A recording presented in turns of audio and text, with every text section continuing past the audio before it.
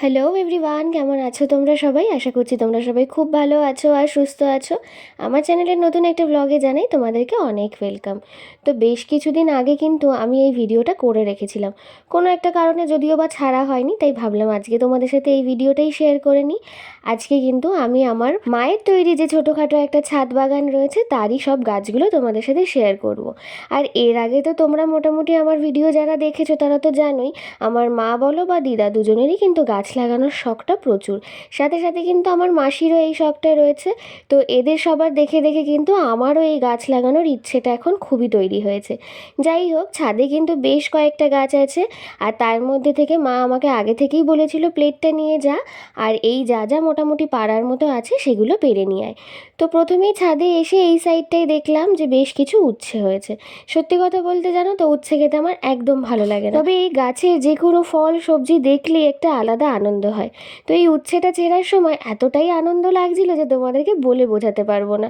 গাছের যেটাই হোক না কেন সেটা দেখতে বা পারতে ভীষণই ভালো লাগে। তো এইখান থেকে তো এই বড় একটা উচ্ছে হয়েছে, সেটাকে পেরে নিলাম।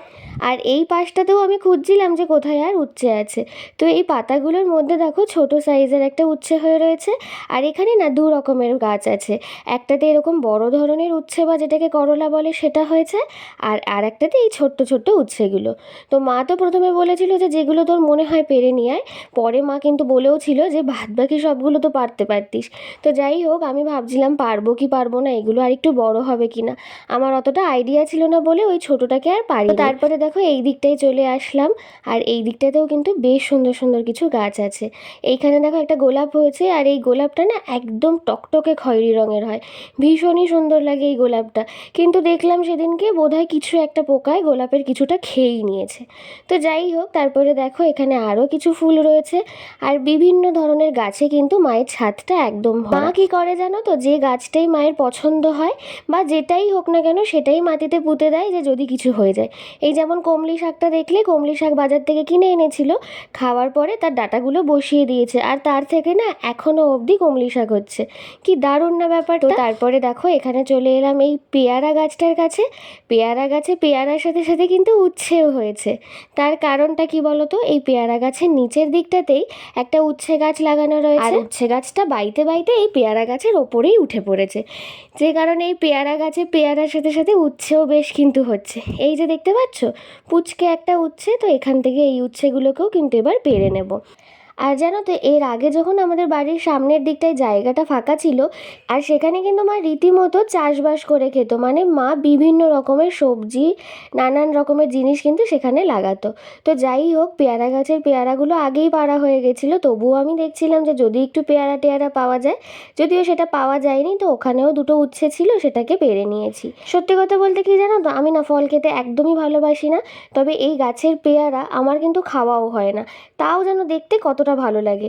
আর এই দেখো একটা ছোট্ট বালতির মধ্যে একটা কামরাঙা গাছ, আর এই গাছটা না প্রায় 2 বছর আগে কেনা, 2 বছর ধরেই কিন্তু এরকম সুন্দর সুন্দর কামরাঙা দিয়ে যাচ্ছে। কি যে ভালো লাগে, এইটুকু একটা গাছে কত বড় একটা কামরাঙা হয়েছে, বুঝতে পারছো? তো যাই হোক, আমি তো অনেক চেষ্টা করছিলাম, প্রথমে ছিঁড়তেই পারছিলাম না, তারপরে অবশেষে কিন্তু ছিঁড়েছিলাম। তো এই গাছটা না এখন আরও একটু বড় হয়েছে, আর তার সাথে সাথে প্রচুর কামরাঙাও হচ্ছে, সেটাও তোমাদের সাথে পরে কখনো ভালোভাবে শেয়ার করব। তো দেখো এখানে এখন কামরাঙাটা আমি পেরে নিচ্ছি, আর পারতে গিয়ে তো এক অবস্থা, কামরাঙাটা আমার হাত থেকেই কিন্তু ছেঁড়ার পরে পড়ে গেছিলো। তো যাই হোক, তারপরে সেটাকেও তুলে নিলাম। আর বিশ্বাস করবে, এখনও অবধি কিন্তু আমি এই কামরাঙা গাছের একটা কামরাঙাও খাইনি। ওই যে বললাম, আমার শুধু দেখতেই ভালো লাগে, কিন্তু খেতে একদমই ইচ্ছে করে না। তো যাই হোক, এটাকেও পেরে নিলাম, আর দেখতে কি ভালো লাগছে বলো। তো এই দুটো উচ্ছের সাথে একটা কামরাঙা, ব্যাস আমি তো এইটুকুই সবজি পেয়েছি। আর জানো তো, মায়ের এখন ছাদ বাগানে বেশ অনেকগুলো বেগুন হচ্ছে, তো সেগুলোও পেরেছিলাম। তো তোমাদের সাথে এর আগে ওই ভিডিওটা কিন্তু শেয়ার করেছি।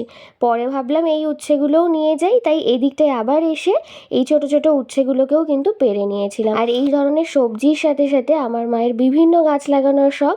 এই যেমন বাড়ির ছাদেই কিন্তু রয়েছে ডালিম গাছ, সেই ডালিম গাছে ডালিমও হয়েছে।